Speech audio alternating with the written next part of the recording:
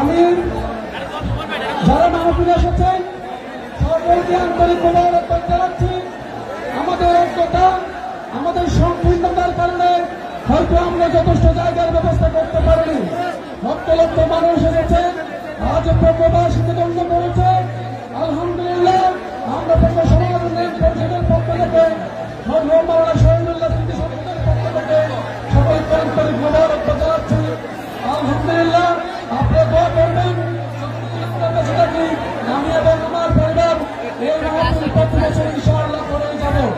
সম্মানিত উপস্থিতি, আমরা সর্বশেষ ধন্যবাদ জানাতে চাই প্রশাসনিক ভাইদেরকে, সর্বোচ্চ সহযোগিতা করেছেন বিশাল মাহফিল বাস্তবায়ন করতে।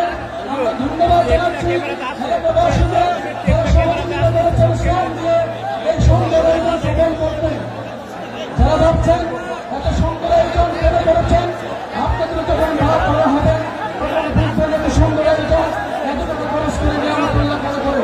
সম্মানিত উপস্থিতি, আমি আর দীর্ঘায়িত করবো না।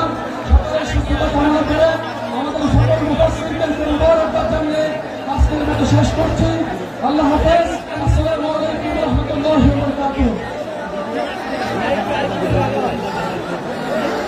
সম্মানিত উপস্থিতি, এই পর্যায়ে তাফসীর পেশ করেন বাংলাদেশের লাখ কোটি তাওহীদি জনতার হৃদয়ের স্পন্দন, আমাদের সকলের প্রিয় মুফাসসির, যার কণ্ঠে কোরআনের বাণী শোনা থেকে আমরা দীর্ঘ 5টি বছর পরিচিত ছিলাম, আল্লামা ডক্টর মিজানুর রহমান আজহারী। আল্লামা ডক্টর মিজানুর রহমান আজহারী হুজুরকে ওনার মূল্যবান তাফসীর পেশ করার জন্য পরিষদ এবং মরহুম